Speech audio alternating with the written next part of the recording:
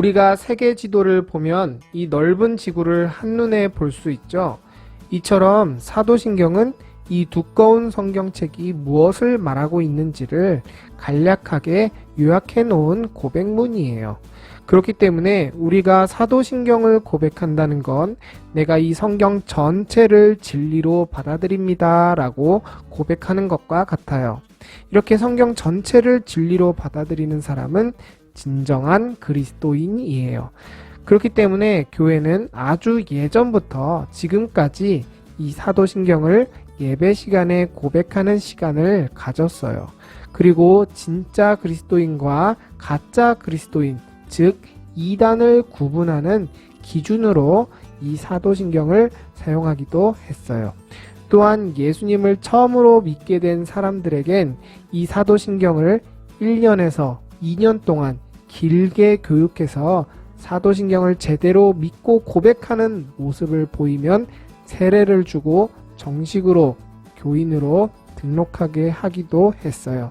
그렇기 때문에 사도신경은 말 그대로 기독교인의 상징 그 자체, 즉 심벌이었던 거예요.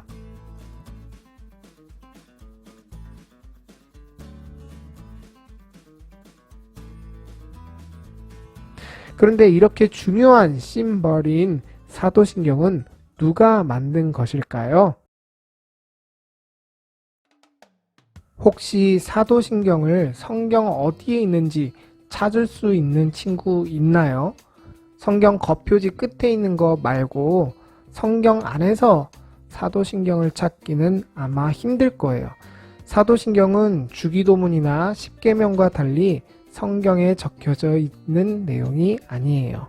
하지만 사도신경은 사도들의 가르침을 담고 있기 때문에 중요해요. 사도란 예수님께 보내심을 받은 자라는 뜻을 가지고 있어요. 이 사도들은 예수님께서 직접 만나서 가르치신 예수님의 수제자들이에요. 예수님께서는 이 사도들의 가르침을 통해서만 교회를 세우시겠다고 선포하셨어요. 그래서 이 사도들은 우리가 예수님에 대해서 배울 수 있는 유일한 채널이라고 생각할 수 있어요. 이 사도들 밑에서 가르침을 받았던 여러 교회 지도자들이 계속해서 그 가르침의 내용들을 정리해왔고 비로소 우리가 지금 외우고 있는 형태의 사도신경이 완성되었어요. 그럼 이렇게 역사적으로 중요하고 뿌리 깊은 이 사도신경은 어떤 내용을 담고 있는지 이제 본격적으로 한번 살펴볼까요? 사도신경의 내용은 크게 세 부분으로 나뉘어요. 처음 부분은 성부 하나님에 대한 고백, 중간은 성자 하나님에 대한 고백, 가장 밑에는 성령 하나님에 대한 고백을 담고 있어요. 그래서 성경 전체는 사실 삼위 하나님에 대해 말하는 책이라는 것을 사도신경을 통해 확인할 수 있어요. 그럼 이제 구체적으로 하나씩 그 의미를 살펴봅시다. 첫째로 성부 하나님에 대해 우리는 그분이 전능하신 아버지이시고 천지의 창조주시라는 것을 고백해요. 여러분, 하나님은 여러분들의 엄마보다 여러분들을 더 사랑하신다고 말씀으로 약속하세요. 사도신경 첫 부분에서 하나님이 우리의 아버지다 라고 우리가 고백하는 건 하나님이 우리를 너무너무 사랑하셔서 자녀로 삼으셨다라는 것을 우리가 믿음으로 고백하는 거예요. 하지만 동시에 그분은 우리의 창조주이시기 때문에 우리는 그분의 종으로서 그분의 말씀이라면 무엇이든 복종하며 그분을 섬겨야 해요. 사도신경의 두 번째 부분은 성자 하나님에 대한 고백이에요. 성자 하나님은 성부 하나님의 유일하신 아들이에요. 강도사님, 아까 우리도 하나님의 자녀라고 하지 않으셨나요? 그럼 왜 예수님만 유일하신 아들인가요? 강도사님이 이렇게 설명을 해볼게요. 당연한 얘기긴 한데 강도사님의 아버지랑 강도사님은 굉장히 닮았다라는 말을 주위 사람들이 많이 해요. 원래 여러분, 아들은 아버지를 닮아야 아들이에요. 이런 관점에서 볼 때 우리는 모두 죄인이기 때문에 죄가 없으신 하나님과 우리는 닮은 구석이 1도 없어요. 하지만 예수님은 우리와 달리 죄가 없으셔서 거룩하신 하나님을 완전히 닮으셨기 때문에 오직 예수님만이 하나님의 유일하신 아들이라고 말할 수 있는 거예요. 예수님이 주라는 것은 예수님이 거룩하신 하나님이다 라는 것을 뜻해요. 예수라는 말은 죄인을 죄에서 구원해내는 분이다 라는 것을 뜻해요. 그리스도는 예수님이 우리의 왕이시고 선지자시고 제사장임을 고백하는 말이에요. 신이신 예수님이 인간의 몸을 입고 태어나셨어요. 이것을 성육신이라고 해요.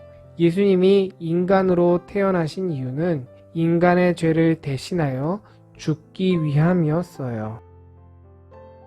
예수님은 우리가 짊어지어야 했던 하나님의 진노를 십자가에서 홀로 짊어지셨어요. 이런 예수님의 모습을 볼 때 우리는 우리의 죄가 얼마나 크고 끔찍한 것인지 깨달아 알아야 해요.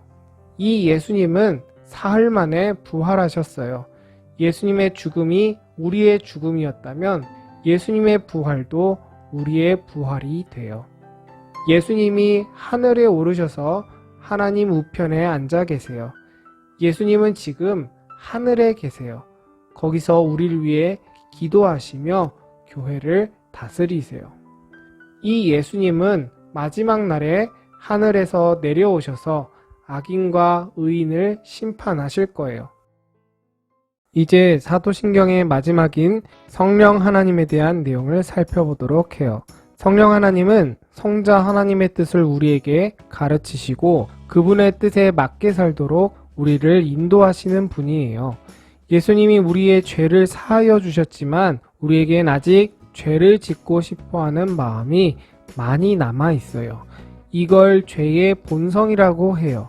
성령 하나님은 우리의 이런 죄의 본성을 조금씩 선하게 바꾸어 가시는 분이에요. 이 과정을 성화라고 해요. 사도신경의 마지막 부분은 성령 하나님께서 이 성화를 어떻게 이끌어 가시는지에 대한 내용을 담고 있어요. 성령 하나님은 우리를 하나 되게 만드세요. 거룩한 공교회와 성도의 교제는 우리가 한 믿음 안에서 서로 하나가 된다는 거예요.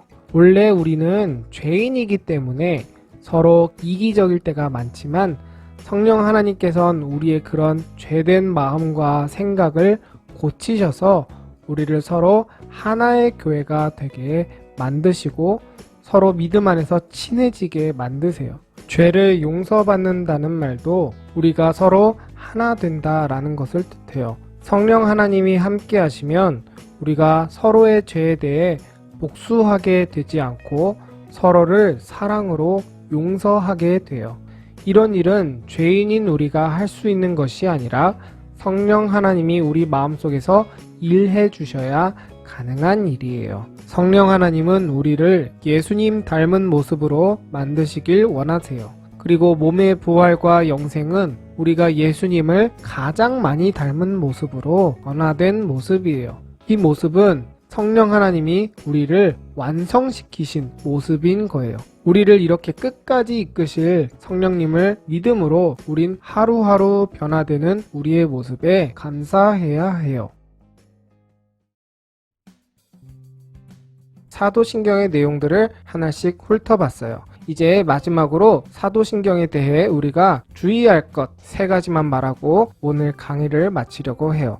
첫 번째는 사도신경의 모든 내용을 우리가 다 받아들여야 한다는 거예요. 사도신경에 나오는 하나님의 모습은 모두 성경에 나오는 실제 하나님의 모습이기 때문에 내가 원하는 부분만 선택해서 받아들일 수 없어요. 예를 들어 난 하나님한테 사랑만 받고 복종은 안 할 거야 라던가 난 예수님의 죽으심은 믿어지는데 그분을 따라서 내 몸이 다시 부활한다는 것은 도무지 믿지 못하겠어 라고 할 수 없는 거예요. 사도신경의 전체 내용을 잘 알고 고백해야 진짜 그리스도인이라는 걸 꼭 기억하도록 해요. 두 번째는 사도신경을 제대로 이해하기 위해선 성경을 많이 읽어야 된다는 거예요. 사도신경은 성경을 보는 지도와 같다고 했는데요. 여러분, 세계지도 하나 봤다고 에펠탑의 아름다움을 느낄 수 있을까요? 세계지도 하나로 그랜드 캐년의 웅장함을 느낄 수 있을까요? 아니죠. 사도신경이 성경을 요약한 것은 맞지만 성경책의 모든 감동과 지혜와 사랑을 다 담을 순 없어요. 그렇기 때문에 우린 사도신경을 잘 고백할 뿐만 아니라 성경도 꼼꼼하게 읽어야 우리가 믿는 기독교를 잘 이해할 수 있다는 것을 잊지 맙시다. 세 번째는 사도신경을 우리 삶의 기준으로 만들어야 한다는 거예요. 처음에 말했듯이 사도신경은 우리가 진짜 기독교인이라는 것을 보여주는 심벌이라고 했어요. 그런데 요즘 아이들은 자꾸 다른 걸 자기의 심벌로 삼으려고 하는 것 같아요.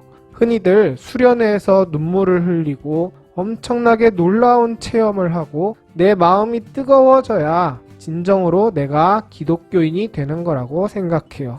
그런데 여러분, 이런 체험이나 감정을 통한 확신은 정말 불안해요. 왜냐하면 사람의 감정이나 기분은 항상 변하기 때문이에요. 반면에 사도신경을 자기 믿음의 심벌로 삼는 사람은 흔들리지 않아요. 사람의 마음과 감정은 항상 변하지만 사도신경의 내용은 절대 바뀌지 않기 때문이에요. 그래서 사도신경을 믿음의 상징으로 삼는 사람은 하나님을 단순히 나를 기분 좋게 하시는 분, 나에게 행복을 주시는 분이라고 생각하지 않아요. 그런 사람은 사도신경에 맞게 하나님은 나를 창조하시고 나를 구원하시고 나를 성화시키시는 삼위 하나님이시다라고 고백해요.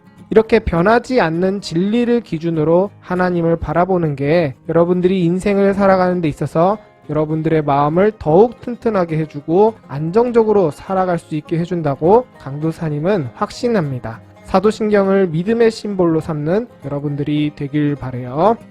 자, 오늘 강의는 여기까지인데 여러분들 어땠나요? 힘들었나요? 근데 하나님은 여러분들을 괴롭히려고 사도신경을 주신 게 아니라 여러분들의 행복을 위해 사도신경을 주셨어요. 여러분들이 이 사도신경에 담긴 하나님의 사랑을 잘 발견해 나가길 강도사님이 기도하고 축복합니다. 오늘 강의 듣느라 수고 많았고요. 13일에 이제 주기도문 강의에서 또 만나요. 안녕.